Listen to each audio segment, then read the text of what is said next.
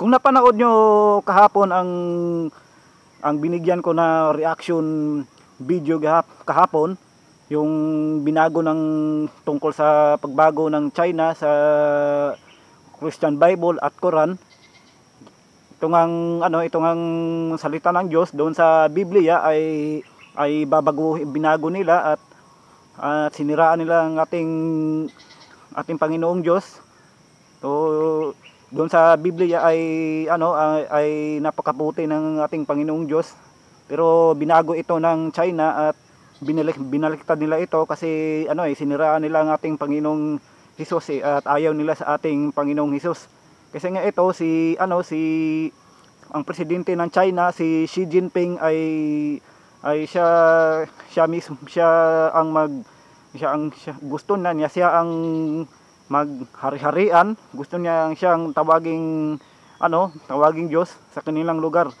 So ngayon naman ang bibigyan natin ng reaction ng video ngayon ay tinawag ni Pope Francis na makasalanan daw si Jesus. So totoo ba to o ano lang to? O totoo ba tong sinabi ni Pope Francis o kuro lang to o chismis lang to? So disclaimer lang po to mga kapatid ko diyan sa pananampalataya bilang Katoliko rin, tulad ko, faith Catholic, ay hindi natin agad-agad to pinaniniwalaan. Mas maniniwala pa tayo doon sa presidente ng China kasi ang China ay kalaban ng mga Pilipino . Pero itong Vatican, itong Pope Francis, so mahirap itong paniwalaan na sinabi niya daw na tinawag niya daw na makasalanan ng ating Panginoong Hesus. Okay, mula sa channel ni Sayong Araw mga kapatid, kung bago ka pa lang sa channel niya at trip mo ang ganitong klaseng channel video content niya, ay mag-subscribe ka na at huwag mo na rin kalimutan i-click ang notification bell para lagi kang updated sa mga video na i-upload niya, at mag-subscribe ka na rin sa channel ko, Pinoy Mister Channel, at huwag mo na rin kalimutan i-click ang notification bell para lagi kang updated sa mga bagong reaction video na i-upload ko. Okay, so wag na nating hintayin to kasi wala naman tayong hinihintay. Simulan natin. Noong ika-27 ng Disyembre sa Vatican City, ipinalabas ni Pope Francis ang isang pahayag sa pagdiriwang ng kapistahan ng Banal na Pamilya na kamakailan lamang ay nagkaroon ng atensyon. Iiwan ko ang isang link papunta sa buong kwento sa kahon ng description kung nais mong basahin ito sa iyong sarili. Subalit sa artikulong ito, binanggit ni Pope Francis ang pagmumuni-muni sa linggo ng pagbabasa mula sa Ebanghelyo ni San Lucas, kung saan nag-i-stay sa Jerusalem ang batang si Jesus sa templo, at nagdulot ito ng malaking kalituhan kay Maria at Jose nang hindi nila ito makita. Marahil kinakailangan pang humingi ng tawad ang ating Panginoon Jesus sa kanyang mga magulang.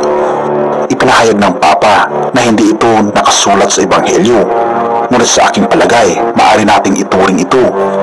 Hindi ako sang-ayon sa ganitong pahayag at hindi rin ito magiging opinyon ng tunay na Kristiyano o taong may pananampalataya sa Biblia.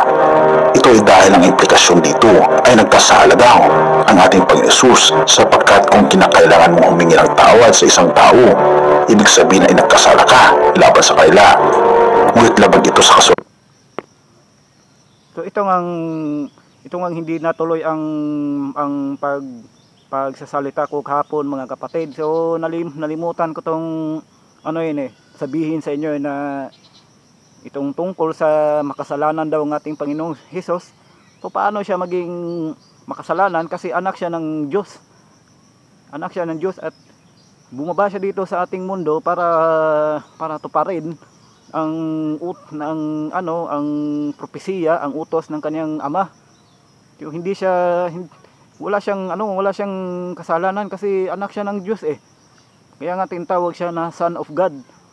So dito hindi siya nangangalunya, hindi siya uminom. Minahal niya nag-preaching siya dito. Minahal niya ang ating Diyos Ama. Dahil sa kanyang ginagawa ay minahal niya ang ating Diyos Ama. So nagpakahirap siya, kinastigo siya ng todo, pinako siya sa cross, at tinubos niya ng dugo ang ating mga kasalanan, dahil yun ay ang sugo ng ating Diyos Ama. So hindi siya sumuway. Kasi nga hindi siya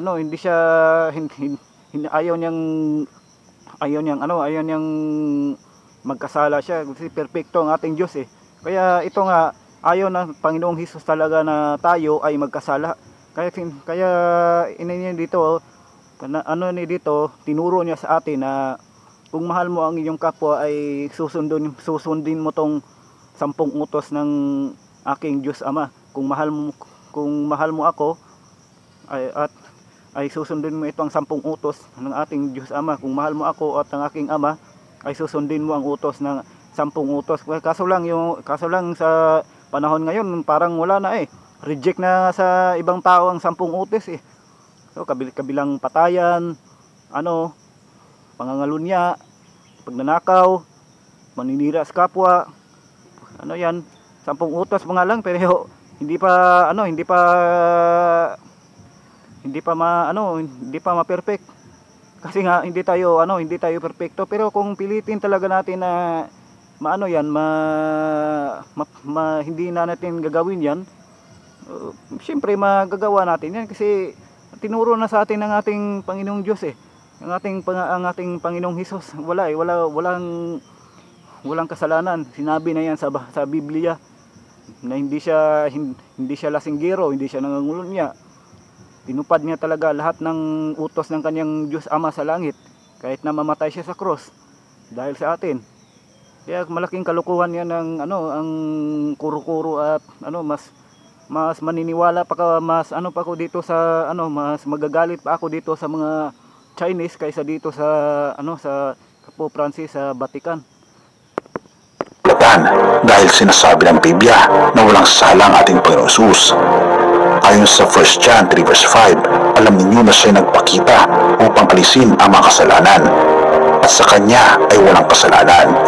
Bukod pa rito, sa kwento mula kay San Lucas na mawala ang ating Panginoong Hesus, ay natagpuan ito sa templo ng kanyang magulang. Sa talata 2 verse 48 to 49 ay nakasaad na sila'y namangha na makita nila siya, at sinabi ng kanyang ina sa kanya, "Anak, bakit mo kami ginaganito? Narito, hinahanap ka namin ng iyong ama, at ako naman may kalungkutan." At sinabi ni Jesus sa kanila, "Bakit ninyo ako hinahanap? Hindi nyo ba alam na kailangan kong maging sa mga bagay ng aking ama? Kaya't wala namang masama na ginawa ng ating Panginoong Hesus, bagkus ay tinupad lamang niya ang kalooban ng kanyang ama." Ito ay hindi ang unang pagkakataon na may mga pahayag si Pope Francis na naglalabas ng pag-alipusta kay Jesus at sa Biblia. Halimbawa, noong ika-19 ng Oktubre 2019, inuulat ng Christian Post na sinabi ni Pope Francis na ang Biblia ay isang napakadelikadong aklat. Noong ikalawa ng Oktubre, iniulat ng charismaticnews.com na sinabi ni Pope Francis na ang buhay ng ating Panginoong Hesus ay isang pagkakamali, habang binabanggit niya ito sa St. Patrick's Cathedral sa New York City. Bakit ko iniisip na magkakaroon ng mga pahayag ang Papa na ito? Sa aking palagay, iniuugma niya ito upang malunod ang mga tao, at huwag ituring na literal ang Biblia o ang mga kwento sa loob nito. Ito ay magdudulot ng kalituhan sa mga tao, at sila ay maaaring tumanggap ng tatak ng halimaw. Nakikita ko ang pahayag ng Papa laban sa fundamentalismo bilang isang hakbang upang tagalin ang lahat ng uri ng fundamentalismo sa bawat relihiyon, upang hindi magkaroon ng mga radikal na Kristiyano o Hudyo na maglalakad-lakad at maglalagay ng panganib sa isa't isa. Bukod pa ito, nais ng Papa na maging bahagi tayo ng kilusang ekonomikal upang siguraduhing mamuhay tayo ng payapa at magkakasundong lahat. Subalit ito ay isang masalimuot na panggulat na sumusuot sa anyo ng plano upang alisin ang mga taong tumuturing ng Biblia ng literal at nais na mabuhay ayon sa salita ng ating Panginoong Diyos. Dumarating na ang panahon na ang fundamentalismo sa lahat ng relihiyon ay magiging bawal, at ang sumusunod sa Biblia ng literal ay sumusunod sa mga utos ng Diyos na sila ay tatawaging terorista. Maghanda tayo, itaguyod ang ating buhay sa ating Panginoong Hesus araw-araw sa pamamagitan ng panalangin, pagbabasa at sundin ang sinasabi ng Biblia. Talikuran ang lahat ng kilalang kasalanan sa tulong ng ating Panginoong Hesus at hayaang ihanda niya tayo para sa hinaharap. Magiging mahirap ang mga panahon para sa mga Kristiyano, ngunit kung tayo ay mananatili na malapit sa ating Panginoong Hesus, siya ay magpapahayag ng tamang direksyon para sa atin. Salamat kaibigan sa iyong panonood. Unang Pedro 5 verse 8 to 9. Maging handa kayo at magbantay. Ang dyablo, ang kaaway ninyo ay parang leong umaatungal at aali-aligid na naghahanap ng masisila. Huwag kayong matatakot sa kanya at magpakatatag kayo sa inyong pananampalataya sa Diyos. Tunay mga kaibigan na ito ang binabanggit ng banal na kasulatan na tayo ay maging handa sapagkat magiging mahirap ang hinaharap at huwag nating hayaan na ang dyablo ay lalapain ang ating pananampalataya. Magpakatatag tayo at manampalataya ng gusto sa ating Panginoong Diyos. Purihin ang ating Panginoong Diyos at salamat mga kaibigan sa iyong panonood. So kung sinabi man to ng Pope Francis sa Vatican na tinawag niyang ating Panginoong Hesus na makasalanan, kung totoo man to na sinabi niya o hindi, eh, bahala na siya sa buhay niya. Basta tayo hindi agad natin to paniniwalaan mga kapatid. So tayo na mismo mag-adjust sa ating sarili. Yung sinabi ni siyang araw na ni Pope daw na ang Biblia ay ang pinakadelikadong libro, kasi sinabi lang niya yon kung sino man ang nagsabi nun. Hindi natin alam kung sino man ang ang pinaka guro talaga nun na nanira diyan sa Biblia. So alam na natin na ayon niyang malaman ang katotohanan sa Biblia. Ang nakasulat sa Biblia ay taliwas siya doon sa mga nakasulat sa Biblia. Bahala na siya, basta tayo ay umiwas na tayo sa ating mga kasalanan. Tayo ay manalangin palagi. Tayo ay kahit hindi man natin nakikita sa personal ng ating Panginoong Hesus, o kung hindi natin siya nakikita ngayon kasi buhay pa tayo, so kung wala na tayo, kung patay na tayo, siyempre makikita natin siya dahil sa may kaluluwa tayo. Lahat naman ng mga tao may kaluluwa, kaya